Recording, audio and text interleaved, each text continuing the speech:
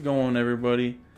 I got Faith and Mona here, and they're responsible for, they're pretty much the leader of the elders, I'd say, from my point of view. They give them a voice, hear them out, and then they'll bring it to tribal council, do all that. They're really important figures to our community, and I'd just like to introduce them. And if you want to give us a little introduction about yourself, your guys' hobbies, or, just a little bit about yourself. No, I don't. You don't. Well, my name is Faith Smith.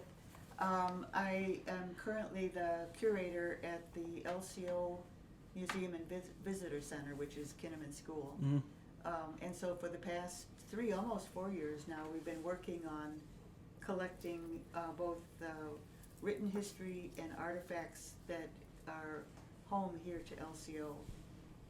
We started with the veterans, expanding on the list of veterans. We have a memorial tree that we developed that's a maple tree, Mm-hmm. and every leaf on the tree is the name of a veteran, their branch of service, and the years they served.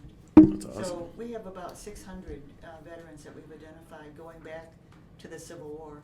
Jeez. It's a great list. It's a great list. And So how were you able to, from the Civil War, you were able to track that even? well, you go to graveyards, right, and look at tombstones, and you get names that way. We would get names from the AMVETs, whatever list we could, of talking to people, asking people, some who was in their family who were veterans and what would they like to share about them. But I think every major battle that this country has been involved in, tribal people have been there, whether it's our tribe or other tribes. So Iwo Jima, the Battle of the Bulge, everything that tribal people have been there and have served with incredible distinction. That's awesome. It is. I don't think a lot of community members even know that, because, even here in Civil War times, that's news to me. Yep. Go to the St. Francis Cemetery, and there are about a dozen Civil War veterans buried there. That's awesome. Yeah. And Mona, you want to give us a little introduction? What do? I don't know how many hats I wear. I write the newsletter. Like the Swiss Army knife, pretty much. I write the Elders Corner newsletter, where I help put it together anyway. I work at Kubi's Coffee Shop, which is a charitable thing. We don't get paid, and the money goes back into the community. That's awesome. I didn't know that. Yeah. The school has recently gotten a grant for some hats and coats for the kids, but it won't cover shoes. Really? Yeah. So Kubi's is going to help donate to shoes. We help wherever we find a need, and we don't ask for essays and filling out forms or anything. We're a small enough community. We know you really need something. Yeah. So That's great. I didn't know that you guys run pages, volunteering, just kindness of your heart. Yeah. Right. This is a way to give back. And so we had an elder who lost her husband, and when she was getting her belongings together, someone robbed her. And it was at a really vulnerable time in her life, and so we were able to help her and give her a little money. So they're small grants, but they're things that are needed by Just somebody. there to help out, Just really. there to help out, and to know that other people care about you, I think, is an important thing. You're already teaching me stuff I didn't know. So when you come and get coffee, just know that you're not just getting good coffee, you're also helping the community. Yeah, I'll have to start stopping there, especially if it's for a good cause. And everything we do there is homemade. We don't use Cisco mixes, things like that. We make our own soups. We get a ham, a turkey breast. Faith does roast beef beautifully for your sandwiches, and we make our soups. I'll have to give it a try once. I'll even maybe film a podcast there or something. Okay, yeah. Absolutely. WOJB used to have their Tuesday morning shows, and we would arrange interviews. So they would come out, and Eric Schubring would interview people, and it would be posted on Facebook. That's cool. And we did it at Kubi, so there would be an audience every now and then that would show up. Yeah. Sit and listen. Yeah, I'll have to look into that. Yeah. That'd be pretty cool. Well, I guess we can start getting into some questions here. I'm just gonna start off with a little FS related questions, and then we'll get into your guys' neck of the woods. So I just wanted to ask you, so since Scott Soley became CEO of FS, what's one thing you noticed that was not here before his leadership? I think it was, we didn't know much about it before. Mm. And one of the things that Scott has done is to be willing to talk about both giving us tours and taking us through the building and introducing us to other people who work here. And it's creating that sense of community. Yeah. So it's not some strange group locked up in a building and we have no idea what Yeah. they're doing in there, who knows. But that it's open and that it's a part of the community. And there's no question that we can't ask and get an honest answer. So those, that is different. Mm. It's a sense of integrity, that it's a part of a community that it feels responsible to. Yeah, I think you're right on that, because I probably started here about a year ago, but I'd say, before Scott, I didn't even know where FS was or, anything like that. Yeah. Yeah. So I get He's brought leadership to it, I think, is a good way to put it. I agree. So I guess that's gonna kind of tangle into my next question. So in the past, many tribe members were uncomfortable with FS, and kind of like, what you were saying, it wasn't really as transparent, or not many people know where it was. And do you think that's changed? And if so, why is that? We were critical, and I remember we sit in on council meetings when we're allowed to, Mm-hmm. and we sat in on the council meeting when I think the chairman of Sault Ste. Marie came and talked to the tribal council about what they were doing with the small loan program, and we were critical of what that meant in our community and whether we were hurting people, whether we were taking advantage of low-income folks Mm-hmm. who didn't have any resources, and that was and so we were not supportive in the beginning. And I think it took, when Scott came, then the door was open, and we felt we could come in and ask the questions that made us feel uneasy. And we were able to learn things that made us comfortable with what the work Mm-hmm. going on here was. And I think also talking to staff who feel that they're respected within the organization, that their work is something that's important, they're able to give a lot or to give time based on what their own schedules are.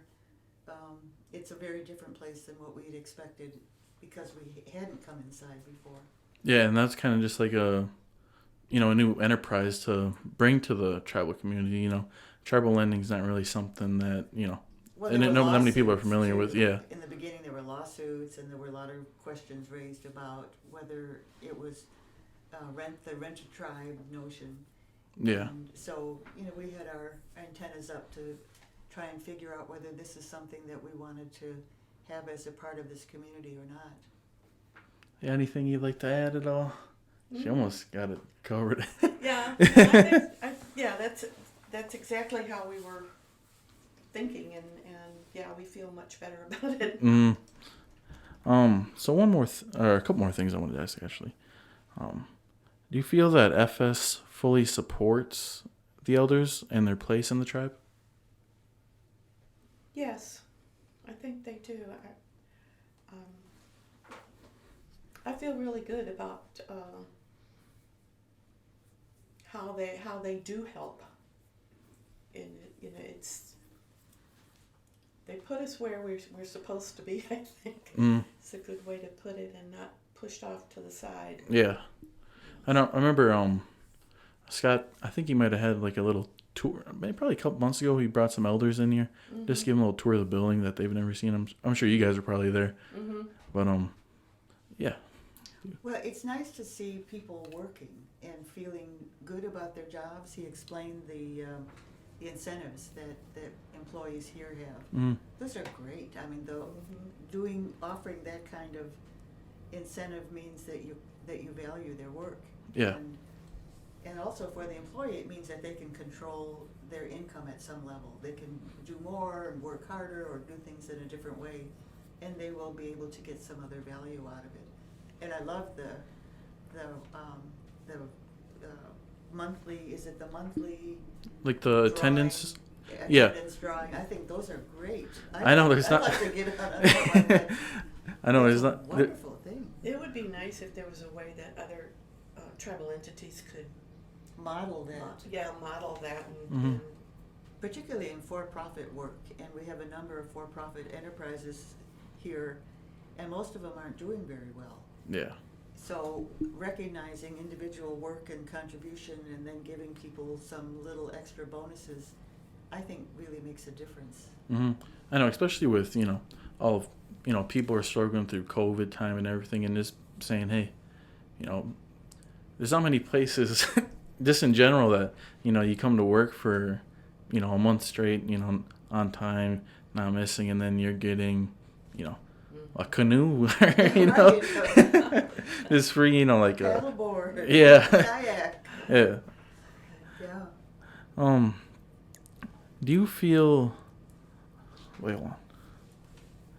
I think I covered that one. I got the wrong one. Sorry. What do you feel is the top 3 issues that currently face the tribal community? drugs, housing, and jobs. Yeah.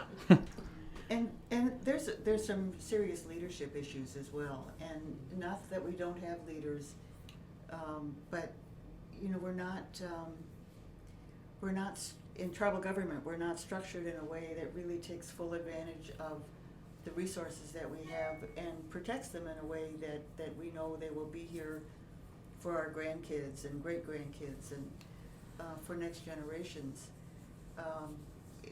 And I'm not sure why this is, because this isn't just the current tribal council, but this has gone on for a long time of dealing with what's going on right now and not necessarily what's going on over the long haul and how we're going to change things over the long haul. So we're not looking at, Mona mentioned jobs. Look at the jobs that are being advertised within the tribe. It's probably 40-some jobs. But we're not helping tribal members prepare to take up those positions necessarily. Even though we may have the resources, how are we making sure that young people and middle-aged people are going to school or getting the kind of skills they need to take on those added responsibilities? That's a good point. Some not especially in high school, they don't even know these jobs exist. Mm. And there should be a stronger push to say, do you know that, such as your job, how many people know that they could aspire to something like that? Yeah. And they don't, and there seems to be no effort from our leadership to do that. The Elder Association has a scholarship program, and they asked me to read the applications with them as a part of the committee. And so one of the questions was to ask applicants what their goals were. And one young woman graduating from LCO High School said her goal was to work at McDonald's. Now, where does that fit in the whole the spectrum of possible goals? It's at the bottom. Yeah. We shouldn't be looking at the bottom. We should be looking in the other direction of how do you lift people up? How do you make sure that goals are something they can work for, that they can both dream of and then work toward? And we're just not doing that. Yeah. I don't want to get too political here, or just for me. You guys can. But I was just asking the questions. But one thing that I noticed was that it seems like a lot of there's a good focus on the LCO high school and their members, but it seems like sometimes that a large population of the Native American students go to Hayward School, and they're kind of left out of the they're not really paid as much attention to. Mm-hmm. Yeah. So I think that kind of goes into that McDonald's thing that you're talking about. Yeah, right. Mm-hmm. Yeah, anything that you'd like to add to that? No, I think that about said it. Yeah. Well, we can have all the resources in the world, and in many ways we do, because we're a resource-rich tribe. Mm-hmm. You look at the environment here, and it's incredible. You look at the lakes and the forests and the habitat that's here, and those are incredible resources that we're not taking very good care of. So we have to be reminding ourselves and each other that that's a resource given to us by the Creator, and it's our responsibility to take care of it. Mm-hmm. And then to teach our children and our grandchildren how important this is to maintain this land base and this environment in a way that offers a good quality of life. We're in desperate need of a forester, and there's been no effort made to even let our young people know what that job is and how to get it. And I think that the tribe should help pay for that if someone is interested in it, because we desperately need that. And what would a forester job's responsibility be for the tribe? Well, you help maintain the quality of growth of trees. In some cases, there are cuttings that you do to keep the health of the forest, protect the habitat of animals and plants that are a part of forest areas, protect the wetlands, make sure that people aren't abusing parts of the forest. Unfortunately, our forester their role has been limited to wood cuts, and that's a part of the job to know what cuts the tribe can afford and what should be done in order to maintain the overall quality. If you look at a place like the Menominee Reservation, that's made it a science to develop their Menominee forest so that it's self-sustaining, and that the wood that comes from that forest is of incredible quality. And that's something that could be done here too? It should be done here, but so far we've seen it in a very limited way as what cuts should happen, not what should we be doing to maintain the overall quality of the forest and the land and the species that it supports. I didn't know that. Especially, I didn't know that position was, they were looking for that position. Mm-hmm. So yeah. I guess if somebody's listening out there. If you're interested in forestry, this is, go to school. Go to LCO and get your bachelor's degree. I was talking with some other elders, and we came up with almost 25 different jobs that no one knows about that we need. We need an LCO member to do. We have other non-native, non-LCO people doing them. Mm-hmm. And it's got some of it takes schooling, specialized schooling, but we're not doing anything to let people know that those jobs exist or help them to get there. Sounds funny, but we should have our own funeral director, and we don't. Mm-hmm. I mean, we have a nice one, but he's not LCO. Yeah, I get what you mean, yeah. Mm-hmm. Well, we also got a couple questions from our fans that wanted to ask you some stuff. And actually, one of them relates to the Constitution. Mm-hmm. The one related to the Constitution is the new Constitution near completion? And I'll let you guys talk for as long as you want about that. It's as completed as it could be for a rough draft. This is not something that we sat down and wrote and said, okay, here, this is your new one. This is the people's Constitution document. So we put it together, and now we are in the process of giving it to small groups. The first one, of course, we gave to the Elders Council. Elders should have these things first. And then we gave some to the Elder Association. We gave some to those people that Meals on Wheels. Majority of them are elders, not all, but most of them are elders. And we're waiting to get the feedback because we want to know what do you want to see changed in here. We've gotten some, but for all that we handed out, I'd like to see more back. And we will eventually do that, but we have taken our Constitution that we currently have is all the power is with the council. In our new revision, most of the power is with the people. That's great. Where it should be. And just for a little background for the listeners, how long is the new Constitution? When did that, when did it start? Or you started to make the new copy? About 3 years ago. Jesus. It's So a it very wasn't made overnight. No, it's a very serious document, and we take it very seriously.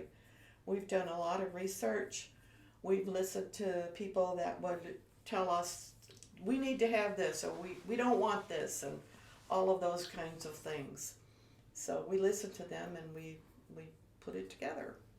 Big changes are, the biggest change is to create, right now we have one branch of government, that's the legislative. And they hire and fire everybody, including the tribal judge. So we're proposing that there be 3 branches, that there be a legislative, as there is now, a judicial branch, and a traditional branch made up of elders.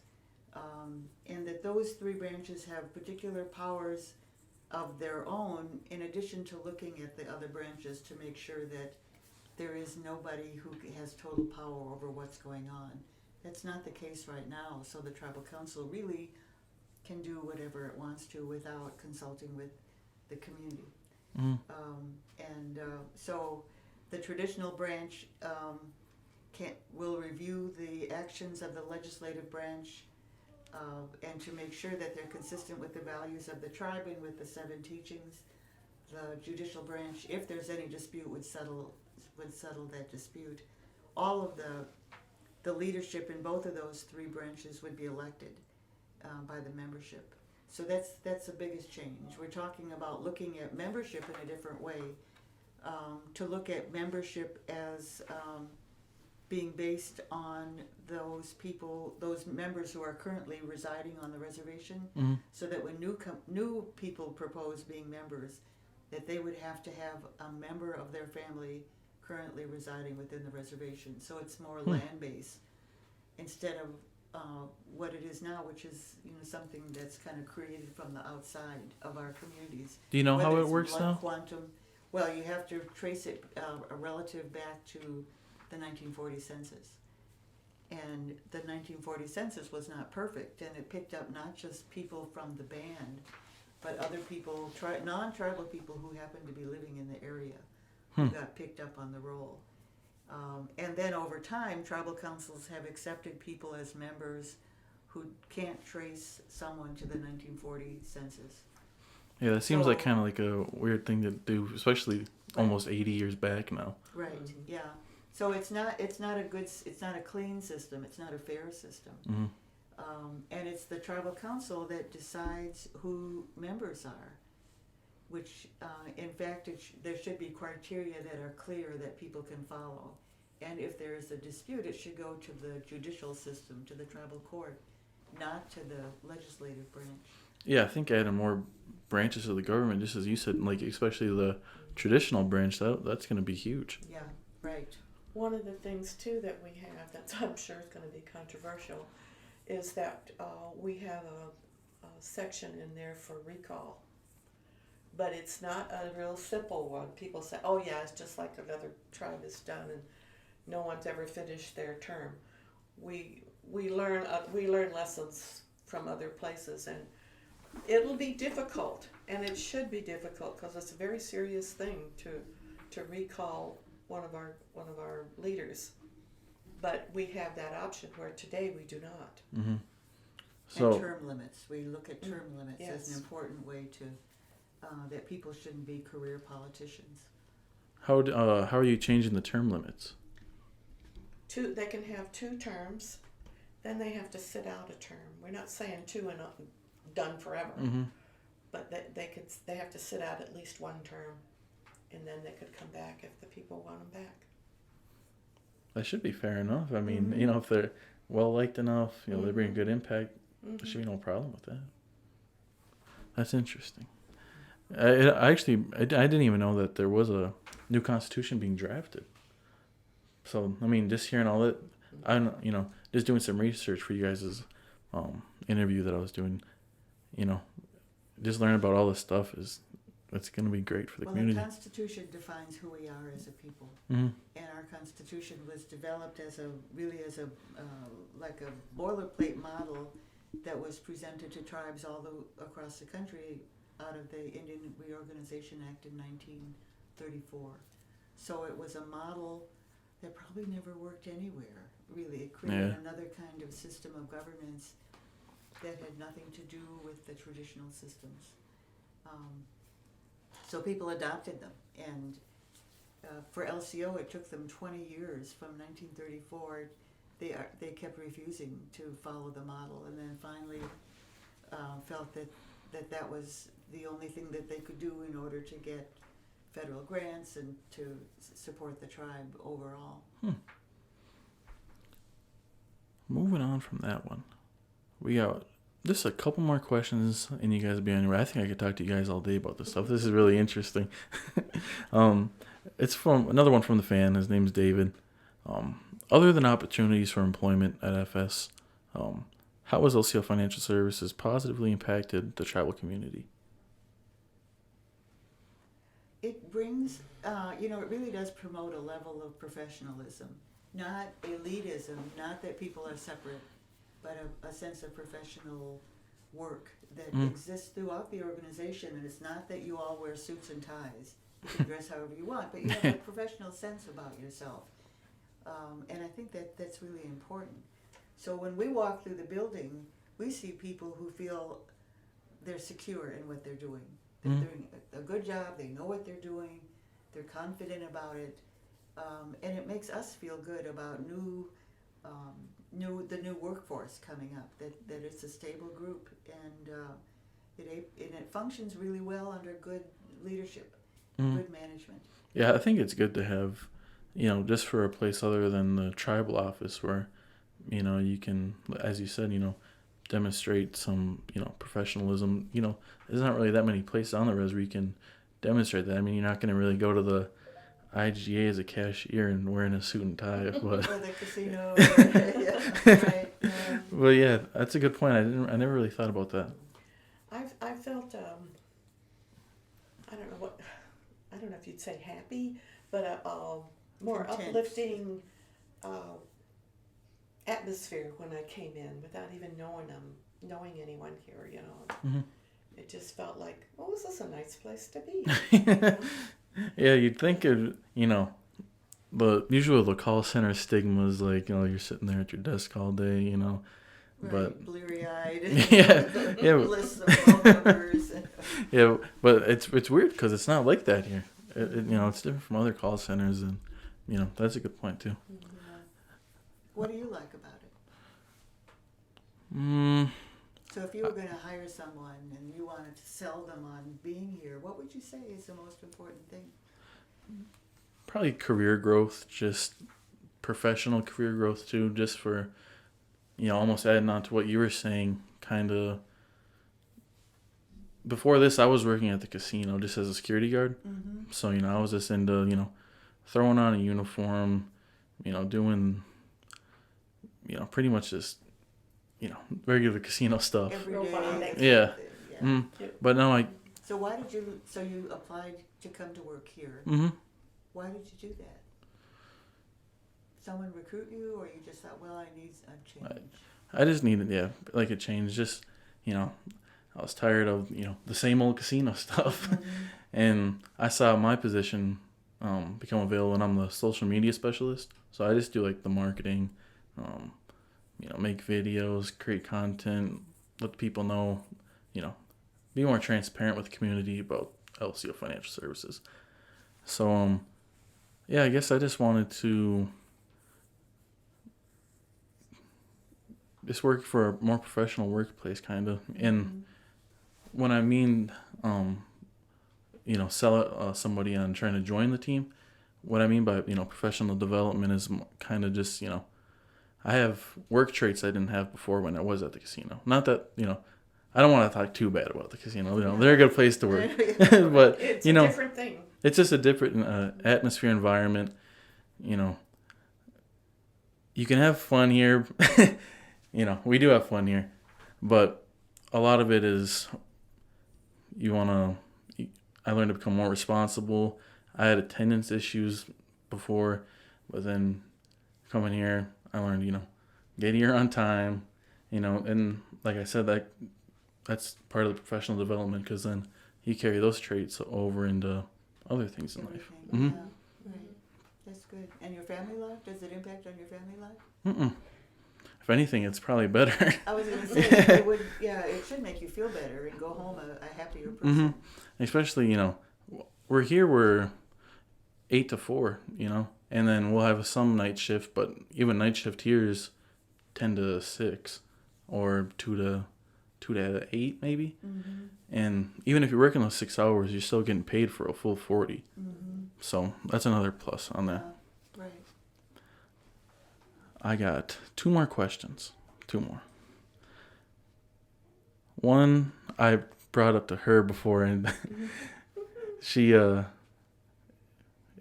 noticed something change in her when I said it. How can the general membership bring change to the current draft of the Constitution? Let me know what you're thinking. when you get a copy of it, and eventually it'll get out to all of those people. Read it. It's a lot to read. It's there's the Constitution itself, then there's the bylaws, and then there's Code of Ethics. So totally you've got like 31 pages. I know it's a lot, but read through it. I don't expect you to get it today and answer me tomorrow. But we need that. Especially for an important document like that. Yes. Mm-hmm. And then there's no right and wrong. If we get enough people saying the same thing, we'll change it. But and then at some point we will have an election where people that are eligible to vote will go in and say, yes, I want this Constitution. No, I don't. Vote. You need to vote. Mm-hmm. And people should be comfortable in raising questions about it. And don't feel that we're going to feel bad, because we don't. But what we want is a document that reflects who we are as LCO Ojibwe.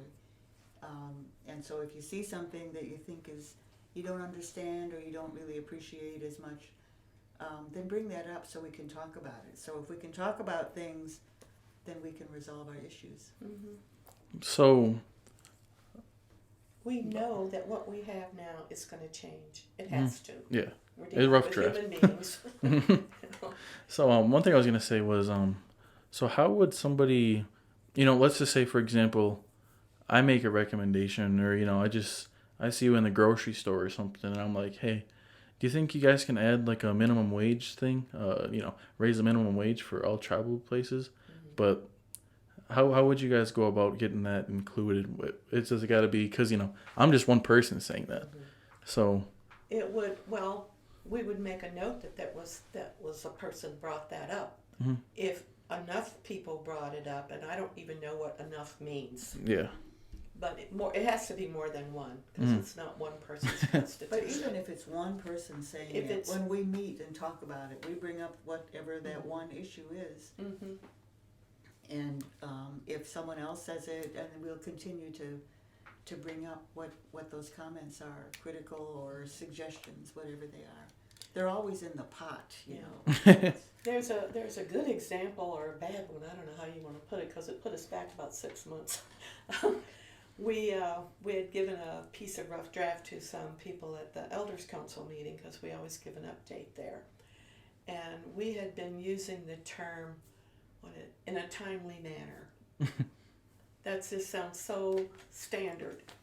And one person said, "What's timely?" What does that mean? Yeah. So we got to thinking about that. Yeah, that gives you a free rein to do nothing. Yeah. Because it's still within that timely manner. So we went back through that whole document, finding that and addressing each area where it said timely manner, and changed it to a specific. Okay. So, yeah, I guess that just kind of, what I was saying was, even if it is one person just saying, you guys are going to still keep, keep it into, put it in your mind, and then, we look at it. like you said, not one person's going to change it, though. Mm-hmm. Well, that one person changed that. It kind of depends, but it's just because one person asked for something doesn't mean you're going to get it, I guess. Yeah, that's what But we do look at it. We take every piece of information, we take it seriously, and we do look at it, and how will it fit. Alrighty. Well, I only got one more question, but before that, You guys want to touch on any more things about the Constitution or anything like that because that was the end of my Constitution questions, but if you guys have any more things you want to bring up or anything related to that at all? No, but when we have our schedule, we're trying to develop a schedule for outreach, then we'll share that with you and maybe you can share it with your Sure, yeah. podcast. Mm-hmm. These are primarily LCO people working here. But surprisingly, it's, Yeah. Mix of both. We have a good outreach too. Maybe this would be one group. Yeah, We sure. could come here and off hours or lunch hour Or your lunch something. hour, and yeah. Sure. And bring a copy here or something? Mhm. Yeah, have people look Mhm. at it and come back. We can Yeah, definitely. make copies, Mhm. and then we can come back in a couple of weeks and ask people to give a little feedback. That would Mhm. be great. Mm-hmm. It's a good idea. I'd say, I'm not sure our exact team member count right now, but, it is, I'd say 70%, 80%, tribal. Well, if they're not LCO, they can't vote, so it's, that's all. Yeah, that's no biggie. No biggie. All right. My one last question, then I'll get you guys out of here. What's your guys' dream vacation spot? I'm here. Really? Yeah. I was born here, taken away when I was like 2, and raised down south. I spent my birthdays always on a train going back or forth. Really? And so I spent most of my summers up here for all through up to my late teens. Jeez, usually don't hear that from people here. I wanted, your parent gets mad at you and says, oh, I don't know what I'm going to do with you. Mm. I would tell my mom when she said that fairly often, send me to Grandma's. Come up here. It took me a lifetime, but I got back here. I That's love great. it here, Mhm. with all its warts. That's great. That's great. Do you have your dream vacation I've spot? been a lot of places in the world. I think if an opportunity comes up to go someplace and to spend some time with a community you know nothing about, take it, because you learn from it, and you do learn that being back home is the best place to be. But there's a lot to share. I went to South Africa, to Australia, New Zealand. I've been to Canada. Ireland, Puerto Rico, to visit, and particularly with indigenous people in those other places, and they have similar experiences to ours here. They can share stories, and we can finish each other's stories. I was gonna say that from having all that experience, dealing with other tribal communities, those 3 issues that you said that we have, do you notice that with even in South Africa, do they deal with those same issues? Absolutely. Oh, absolutely. There's no question about Mhm. it. They want to know, and they're curious about the states and about the tribes in particular, about Native communities more than any other part of the United States in Mhm. many ways, that how they're surviving and what traditional systems have survived over time, and what are the issues that our communities struggle with. Yeah, absolutely. Very, very similar. Mm. That's interesting. So you don't really got a vacation spot. You're just still all over the place, really. I would, if someone asked me to go Yeah, to for- Alaska, I would say, okay, when should I pack? Really? Alaska. Alaska's actually a beautiful place. I've obviously never been, but have you been there before? Mm-hmm. I watch it on TV. Yeah, Alaska State Troopers. You see all the bad stuff there.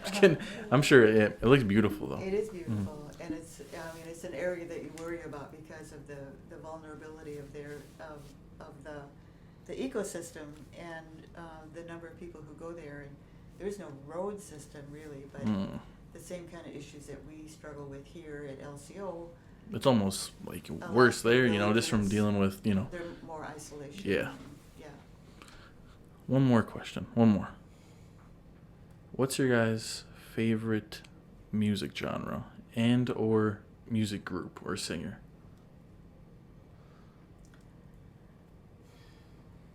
Mine is country. country? I like about everything. I clean house to Beethoven.